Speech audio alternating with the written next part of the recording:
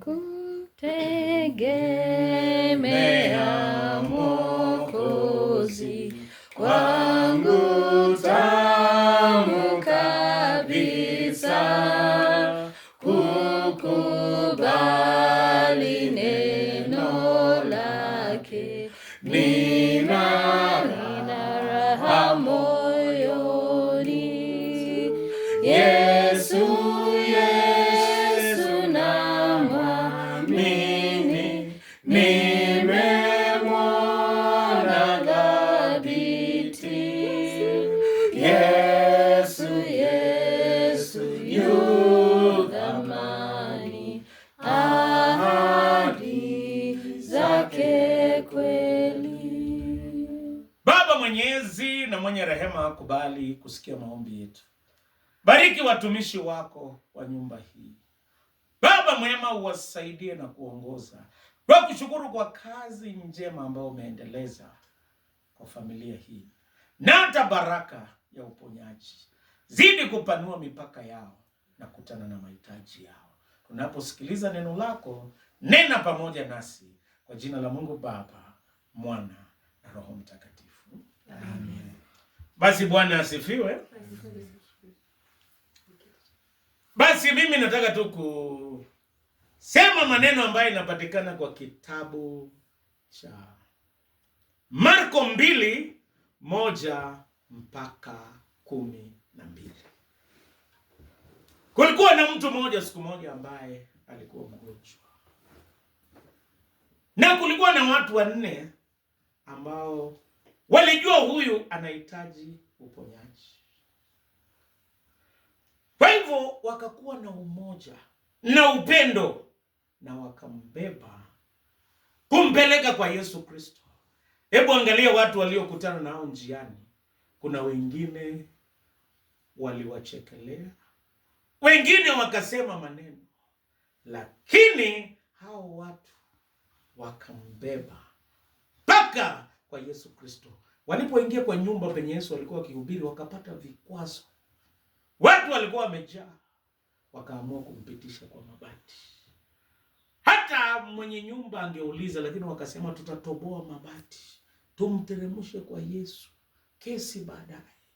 Yesu alipoangalia juu na akaona mgonjwa, akaona imani yao, na akasema, amka, chukua godoro lako na uende. Leo tumekuja kukuambia, sisi sote siku zote tumekubeba kwa Yesu Kristo. Sisi ambao tumekubeba kukupeleka kwa Yesu Kristo, kitu cha kwanza tuna upendo. Ndio inafanya tukubebe. Kitu cha pili tuna imani ya kwamba ni kwa Yesu peke yake ndio uponyaji inapatikana. Na kitu cha tatu tuna umoja. Kwa maombi tunajua kwamba ukifika kwa Yesu mambo ni sawa. Yesu ni yote ndani ya yote. Yeye ni tabibu wa karibu na mponyaji. Siku zote tutazidi kukubeba kwa Yesu Kristo kwa maombi. Na tunajua kwa Yesu Kristo wewe uko salama. Jambo la pili, huyu mtu aliondoa, wao watu waliondoa vikwazo vyote. Vikwazo ambavyo tunaondoa ni vikwazo vya kukosa matumaini, vikwazo vya kusumbuka, vikwazo vya maneno tunaondoa kila siku. Tunajua kwamba ni lazima umfikie Yesu Kristo. Hii vikwazo ya kutoamini tunaondoa kila wakati. Na hata vikwazo vya kusumbuka tunaondoa. Tunajua ni kwa Yesu ndiko na uponyaji. Jambo la mwisho, tuna matumaini ya kwamba ukifika kwa Yesu utapona.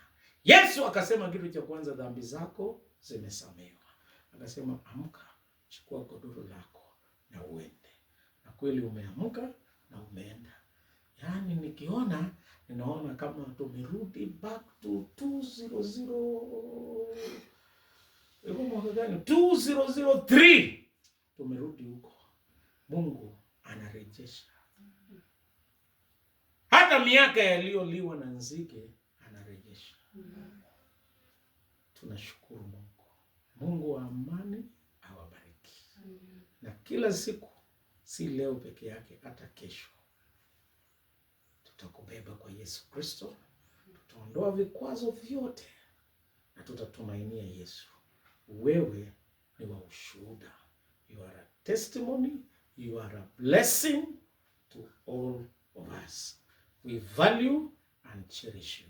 Mungu wa amani akubariki. Na tuliposikia tunakuja hapa, kila mtu alikuja kwa imani.